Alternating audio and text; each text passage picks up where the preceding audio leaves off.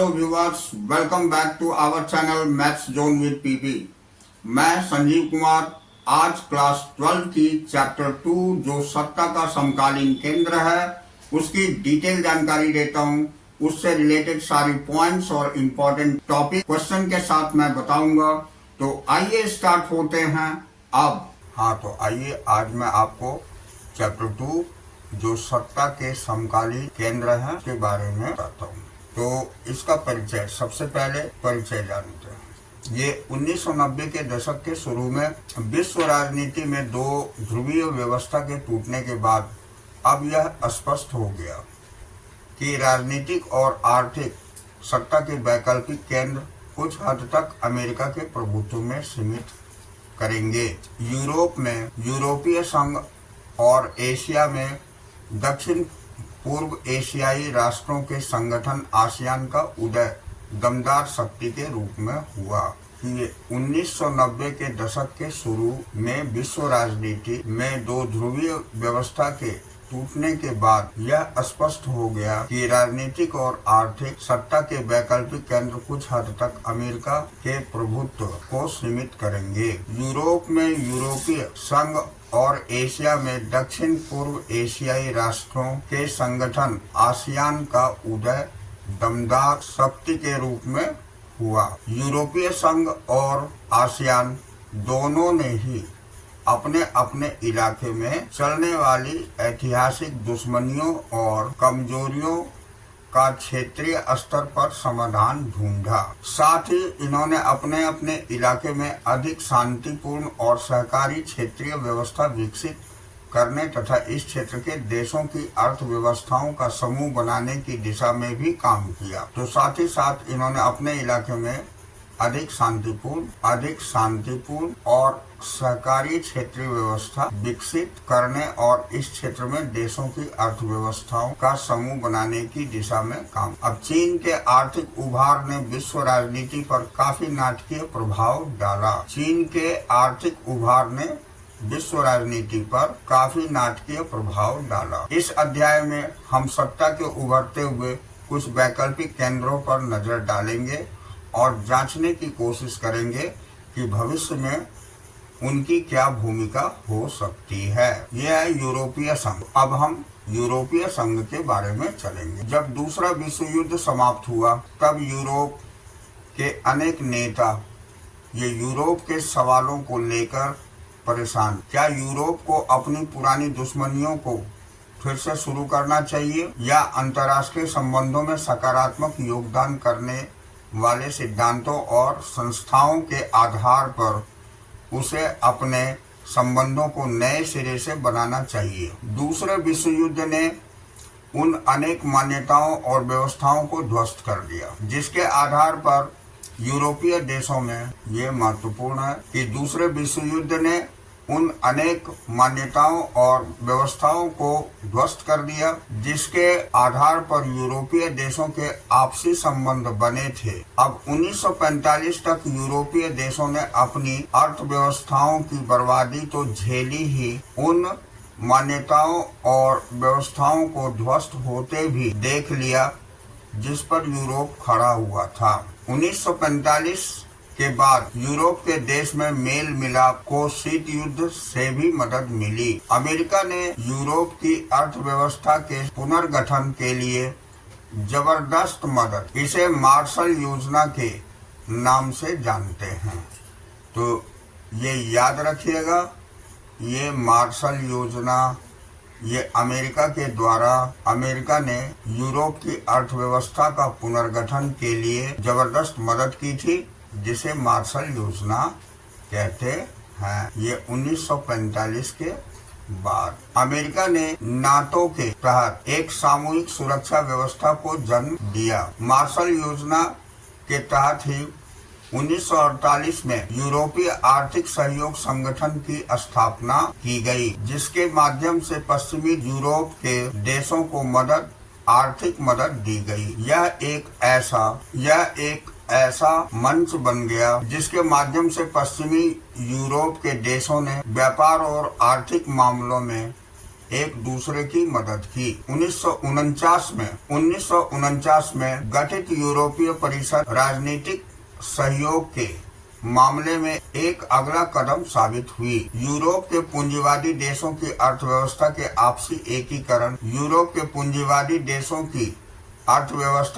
आपसी एकीकरण की प्रक्रिया चरणबद्ध ढंग से आगे बढ़ी। इस एकीकरण का कालक्रम देखें। इसके परिणाम स्वरूप 1957 में यूरोपियन इकोनॉमिक कम्युनिटी का गठन हुआ। ये याद रखने की चीज है कि 1957 में यूरोपियन इकोनॉमिक कम्युनिटी का गठन हुआ। अब यहाँ है यूरोपियन पार्लियामेंट के गठन के बाद इस प्रक्रिया ने राजनीतिक स्वरूप प्राप्त कर लिया। सोवियत गुट के पतन के बाद इस प्रक्रिया में तेजी आई और 1992 में इस प्रक्रिया की परिणति यूरोपीय संघ की स्थापना के रूप में हुई। यानी आप ये याद रखिएगा कि 1992 में यूरोपीय संघ की स्थापना हुई। ये बहुत ही महत्वपूर्ण है। तो यूरोपीय संघ के रूप में समान विदेश और सुरक्षा नीति, आंतरिक मामलों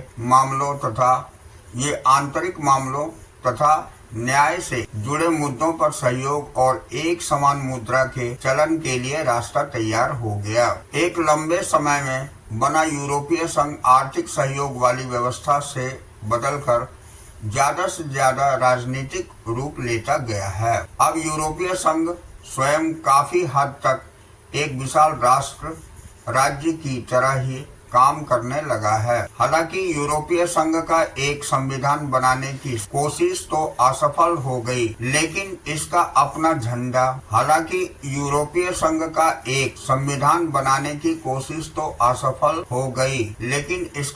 झंडा गान, स्थापना दिवस और अपनी मुद्रा है और अन्य देशों से संबंध के मामले में इससे काफी हद तक साझी विदेश और सुरक्षा नीति भी बना ली है। नए सदस्य को शामिल करते हुए यूरोपीय संघ ने सहयोग के दायरे में विस्तार की कोशिश की। नए सदस्य मुख्यतः भूतपूर्व सोवियत खेमे के थे।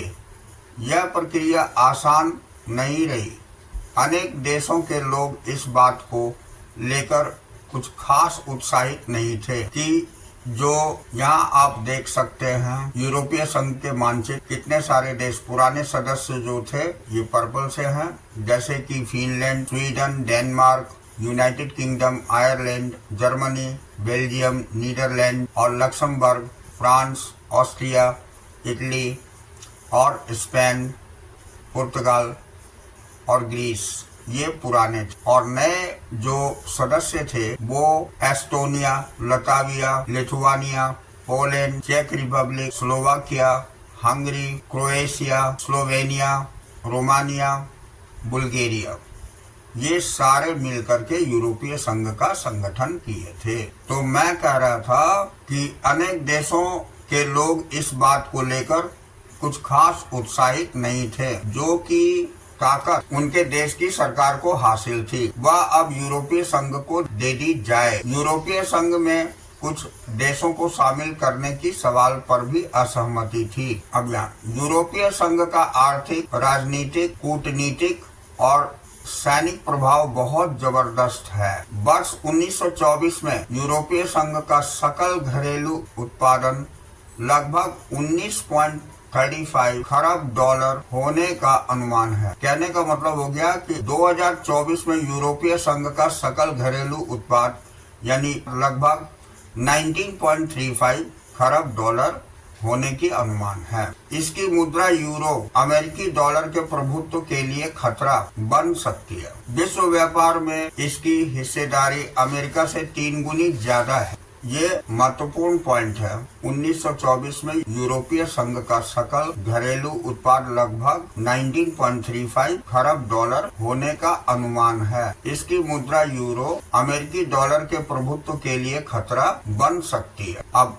विश्व व्यापार में इसकी हिस्सेदारी अमेरिकी से 3 गुनी ज्यादा है और इसी के चलते यह अमेरिका और चीन से व्यापारिक विवादों में पूरी धौंस के साथ बात करता है। अब इसकी आर्थिक शक्ति का प्रभाव इसके नजदीकी देशों पर ही नहीं बल्कि एशिया और अफ्रीका के दूर दराज के मुल्कों पर भी है। यह विश्व व्यापार संगठन जैसे अंतर्राष्ट्रीय व्यापार संगठनों के अंदर एक महत्वपूर्ण समूह के रूप में काम करता है। यूरोपीय संघ का एक सदस्य फ्रांस सुरक्षा परिषद का स्थायी सदस्य है और यूरोपीय संघ के कई और देश सुरक्षा परिषद के अस्थायी सदस्य में शामिल है। इसके चलते यूरोपीय संघ अमेरिका समेत सभी मुल्कों की नीतियों को प्रभावित करता है। ईरान के परमाणु कार्यक्रम से संबंधित अमेरिका नीतियों को हाल के दिनों में प्रभावित करना इसका एक उदाहरण है। चीन के साथ मानवाधिकार के उल्लंघन और पर्यावरण विनाश के मामले पर धमकी या सैनिक शक्ति का उपयोग करने की जगह कूटनीति, आर्थिक निवेश और बातचीत की इसकी नीति ज्यादा प्रभावी साबित हुई है। सैनिक ताकत के हिसाब से यूरोपीय संघ के पास दुनिया की दूसरी सबसे बड़ी सेना है। इसका कुल रक्षा बजट अमेरिका के बाद सबसे अधिक है। यानी यूरोपीय संघ के देश फ्रांस के पास परमाणु हथियार है और अनुमान है कि इसके पास करीब 335 परमाणु हथियार हैं। अंतरिक्ष विज्ञान और संचार प्रौद्योगिकी के मामले में भी यूरोपीय संघ का दुनिया में दूसरा स्थान है। तो ये जितने भी हैं ये बहुत ही महत्वपूर्ण पॉइंट्स हैं। अधिराष्ट्रीय संगठन के तौर पर यूरोपीय संघ आर्थिक, राजनीतिक और सामाजिक मामले में दखल देने में सक्षम है, लेकिन अनेक मामलों में इसके सदस्य देशों की अपनी विदेश और रक्षा नीति है जो कई बार एक दूसरे के खिलाफ भी होती है। यही कारण है कि इराक पर अमेरिकी हमले में ब्रिटेन के प्रधानमंत्री टोनी ब्लेयर तो उसके साथ थे, लेकिन जर्मनी और फ्रांस इस हमले के खिलाफ थे। यानी आप यहाँ से चल सकते हैं, लेकिन अनेक मामले में इसके सदस्य देशों की अपनी विदेश और रक्षा नीति है जो कि कई बार एक दूसरे के खिलाफ भी होती है। यही कारण है कि इराक पर अमेरिकी हमला होने से ब्रिटेन के प्रधानमंत्री टोनी ब्लेयर तो उनके साथ थे, लेकिन जर्मनी और फ्रांस इस हमले के खिलाफ थे। यूरोपीय संघ के कई नए सदस्य देश भी अमेरिकी गठबंधन में थे। अब यूरोप के कुछ हिस्सों में यूरो को लागू करने के कार्यक्रम को लेकर काफी नाराजगी है। यही कारण है कि ब्रिटेन के पूर्व प्रधानमंत्री मार्गरेट थैचर ने ब्रिटेन को यूरोपीय बाजार से अलग रखा। डेनमार्क और स्वीडन में maastricht संधि और साझी यूरोपीय मुद्रा यूरो को मानने का प्रतिरोध किया। इससे विदेशी और रक्षा मामलों में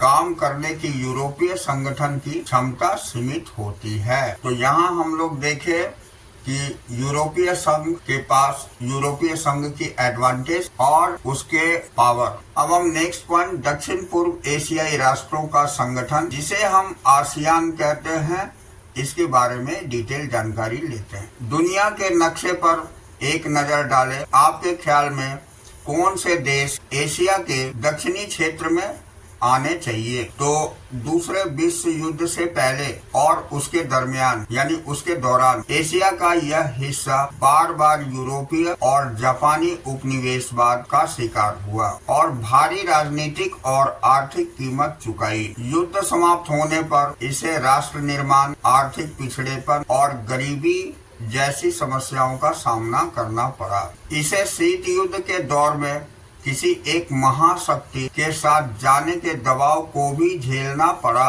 टकरावों और भागम भाग की ऐसी स्थिति को दक्षिण पूर्व एशिया संभालने की स्थिति में नहीं था। वांगडोंग सम्मेलन और गुट निरपेक्ष आंदोलन वगैरह के माध्यम से एशिया और तीसरी दुनिया के देशों में एकता कायम करने के प्रयास अनौपचारिक स्तर पर सहयोग और मेलजोल कराने के मामले में कारगर नहीं हो रहे थे।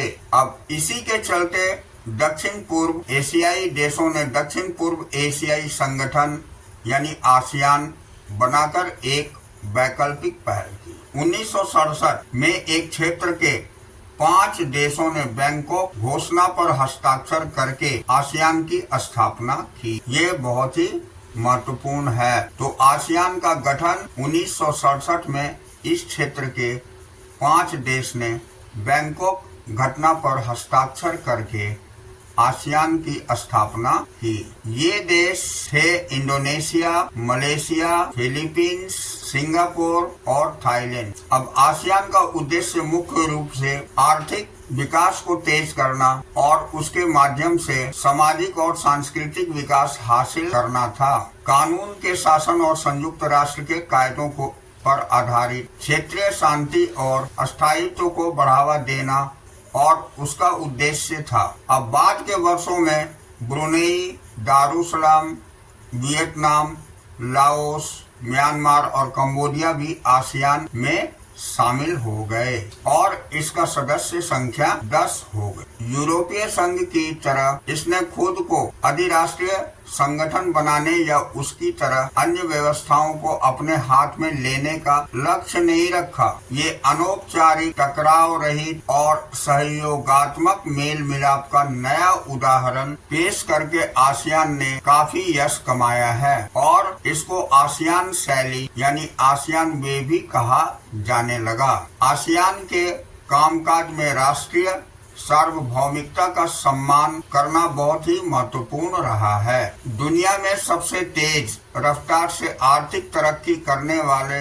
सदस्य देश के समूह आसियान ने अब अपने उद्देश्यों को आर्थिक और सामाजिक दायरे से ज्यादा व्यापक बनाया है। 2003 में आसियान ने आसियान सुरक्षा समुदाय, आसियान आर्थिक समुदाय और आसियान सामाजिक सांस्कृतिक समुदाय नामक 3 स्तंभों के आधार पर आसियान समुदाय बनाने की दिशा में कदम उठाए, जो कुछ हद तक यूरोपीय संघ से मिलता जुलता है। आसियान सुरक्षा समुदाय क्षेत्रीय विवादों और सैनिक टकराव तक न ले जाने की सहमति पर आधारित है। ये 2003 तक आसियान सदस्य देशों ने कई समझौते किए, जिसके द्वारा हर सदस्य देश ने शांति, निष्पक्षता, सहयोग, हस्तक्षेप को बढ़ावा देने और राष्ट्रों के आभासी अंतर और संप्रभुता के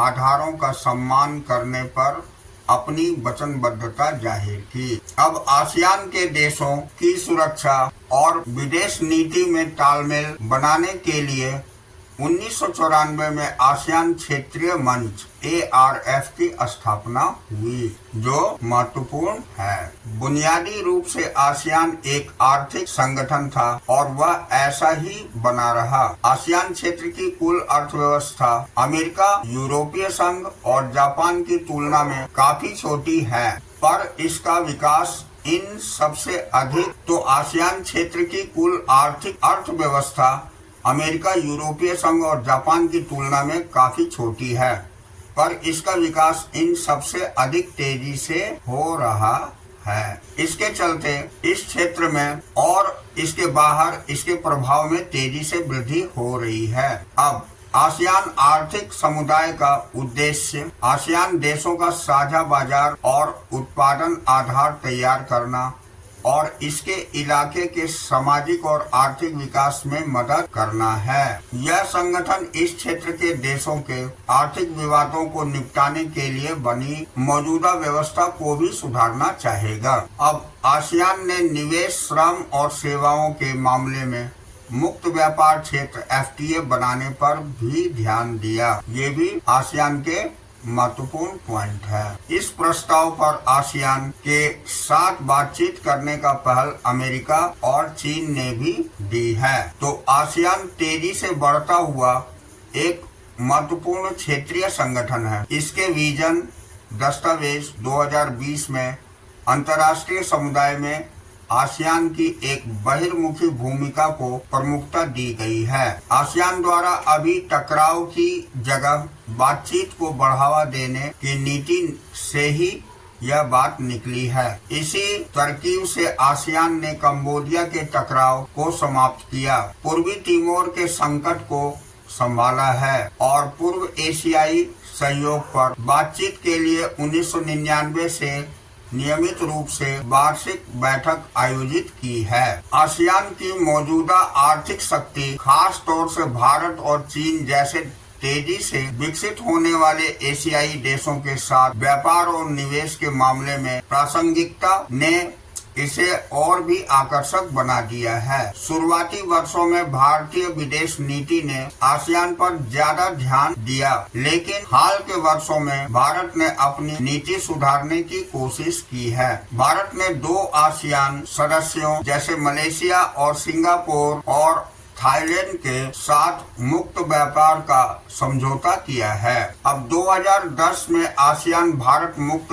व्यापार क्षेत्र व्यवस्था लागू हुई। आसियान की असली ताकत अपने सदस्य देशों, सहभागी सदस्यों और बाकी गैर क्षेत्रीय संगठनों के बीच निरंतर संवाद और परामर्श करने की नीति में है। यह एशिया का एकमात्र ऐसा क्षेत्रीय संगठन है जो एशियाई देशों और विश्व शक्तियों को राजनीतिक और सुरक्षा मामलों पर चर्चा के लिए राजनीतिक मंच उपलब्ध कराता है। तो ये थे आसियान का महत्व और आसियान के संगठन कैसे हुआ, आसियान की जो महत्वपूर्ण कार्य क्षेत्र थे, ये बहुत ही इम्पोर्टेंट 2 संगठन की जानकारी हमने आज ली। तो ठीक है, अब नेक्स्ट क्लास में हम चलेंगे चीनी अर्थव्यवस्था का उत्थान, इस पॉइंट को लेकर चलेंगे। तो आज के लिए इतना ही। नेक्स्ट क्लास में फिर हम नेक्स्ट पॉइंट से मिलते हैं। तो that's all for today. We will meet again on the next class.